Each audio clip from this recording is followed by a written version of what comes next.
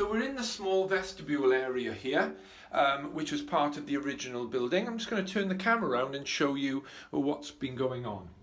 So when we first bought the property, these walls were all wallpapered.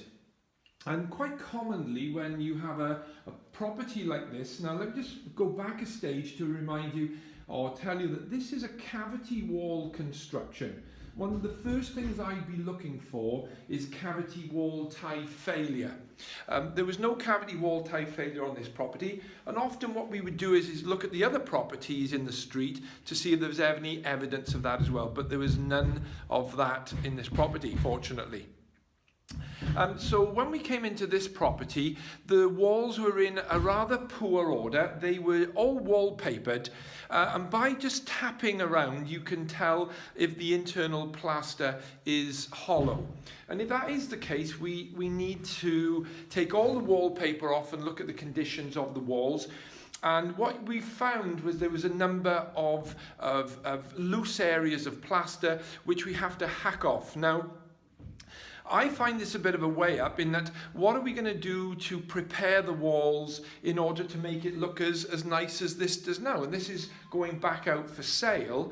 And it's much easier to get the walls cleaned down, get the areas of hollow plaster patched, and then skim over the whole room. And in fact, we did that with the whole property, including this ceiling. This ceiling originally had a few marks on it, so it's easier for a plasterer, a good plasterer, he'll just skim it all.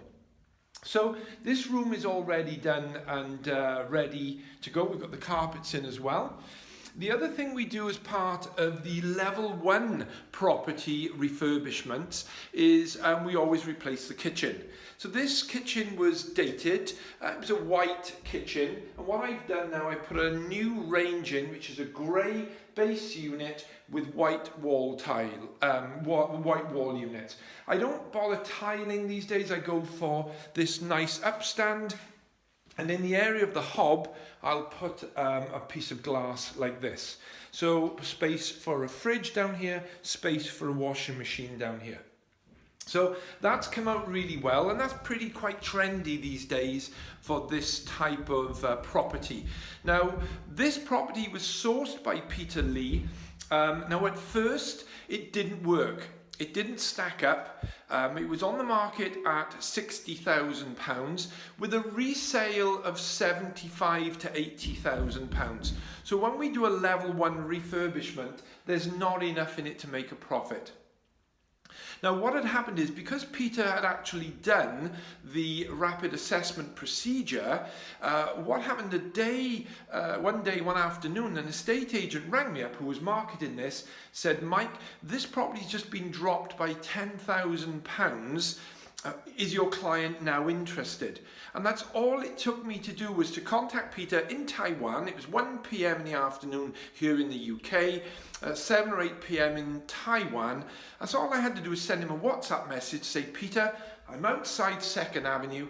The estate agent has just called me to say the property's been dropped by 10,000. Can you review your figures that you did under the rapid assessment procedure and tell me if this is still of interest to us?" And within an hour, Peter came back and said, "I will go to 45,000. Now, it'd been dropped to 50,000, and at 45,000, we were still a little bit away. So I had to re-speak or re-approach the building contractor and say, "The prices that we've got, can we save any money here or there? Just maybe £500 or £1,000. And the other thing I needed to do was to go back to the vendor or the estate agent and say, 50,000 still doesn't quite work for us. And Peter came back and said, "I'll go to 46 and a half. And indeed, a deal was done at 46,500. So what we are now looking at is marketing this back out at 84,995. So if we're all in at a spend of just under 20,000 on refurbishment and legal fees, we could all be in for about 47,000, 67,000 pounds with the 20,000. And if we're in the market at 85,000, 84,995, you know, we're going to be making a good solid 20% profit on this property. So that's what we're aiming for, really. Now, I'm going to take you upstairs a second. Now, excuse me, there's a little bit of banging going on. I'll show you what we're doing currently. It's the last job, really. What we often find with old double glazed units, and hopefully you can see it, there's a lot of condensation in these units.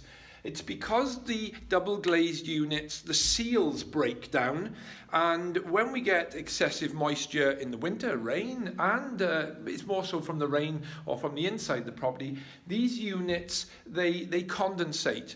And they look very dirty, but of course the issue is not on the inside or the outside, it's in between the sealed units. So we've got some condensation. So what we're going to do is we're replacing those units, the ones that have what we call blown. And indeed, my fitter is upstairs changing one whole window unit at the moment. So